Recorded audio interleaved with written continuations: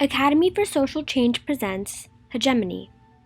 Carlos's family just moved to a newly built community divided into 6 neighborhoods. Each one is meant to be equal in resources with the same number of houses, stores, and parks. However, as time goes on, the northern neighborhood becomes wealthier. It begins to exert its influence on other areas, resulting in stores closing down and activities being centered in the northern neighborhood.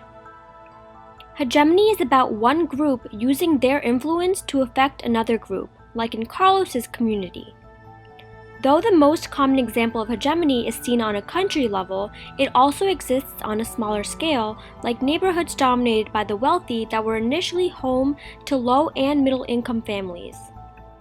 Hegemony is when a dominant group has overwhelming power and exerts that power on others in political, economic, cultural, or ideological forms.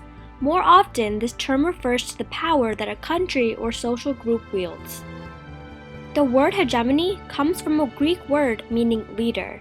Indeed, Greece is where some of the earliest examples of hegemony exist. In ancient Greece, hegemony referred to one city-state exerting its stronger political and military influence over another city-state. For instance, Sparta was the dominant city-state in its area for several centuries. It was a part of an alliance with other city-states and, as the strongest, was known as the hegemon.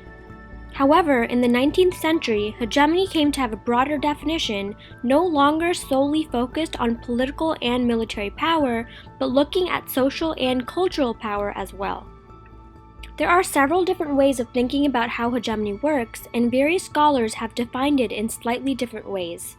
Some argue that a true hegemony can only occur when there is one dominant power that is far stronger than all the others, so much so that other countries don't stand a chance of surpassing them. Others argue that the increasingly globalized nature of our world requires a different way of thinking about hegemony, taking into account the various world powers. For instance, during the Cold War, many scholars argued that the Soviet Union and the United States were dual hegemonic powers, pulling the rest of the world in either direction. Hegemonic stability theory believes that a strong power is necessary to maintain the world order and keep the peace. Scholars who fall into this school of thought argue that the loss of a hegemonic power would result in international chaos and adverse effects like the Great Depression. Liberal hegemony follows a similar train of thought and further argues that the hegemonic power acts in the interests of all powers. Other schools of thought involve the idea that hegemony's power comes not only from military might, but also from structural institutions that reinforce their power.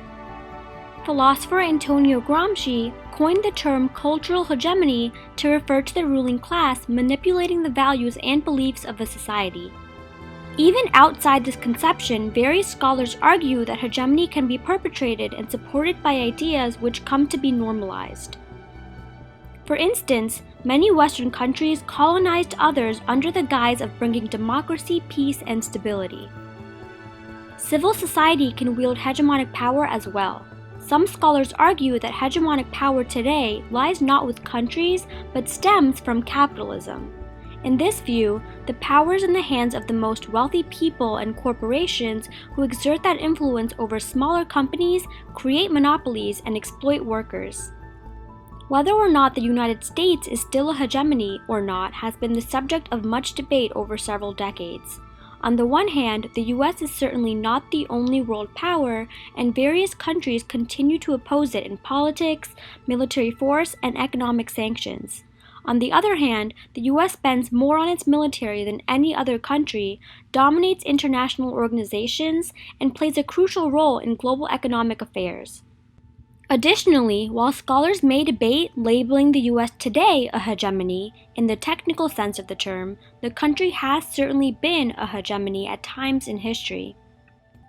For instance, the US forced the indigenous community off their lands, killing millions of people through the Trail of Tears, the Sand Creek Massacre, and the American Indian Wars.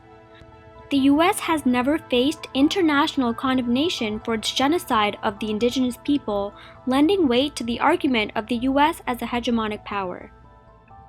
Another key example is US interference in Latin America, especially during the 20th century. In 1986, the International Court of Justice found the U.S. guilty of funding a covert war against the Nicaraguan government, despite signing the Treaty of Friendship with the country in 1956. However, no action was taken against the U.S. It is also vital to remember similar events taken by many other countries, including England, France, and China. Though it may seem like hegemony was more common in the past, when countries like Britain freely called themselves an empire, hegemony is still occurring today. The US has active duty military troops in around 150 countries and continues to wage war in the Middle East. Media, business, and technology companies are taking over smaller companies and beginning to exert their influence as monopolies. Wherever the power of hegemony lies and however it is exerted, it is damaging and dangerous to those with less power. So what can anyone do to fight back against a system of power that is so vast and powerful? You can read more about the effects of hegemony on countries and specific people and spread awareness on this issue by talking about it with friends and family.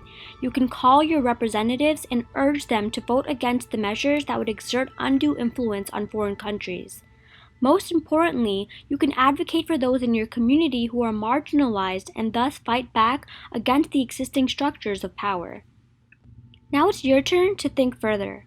What is one example of a hegemonic power that is not a country?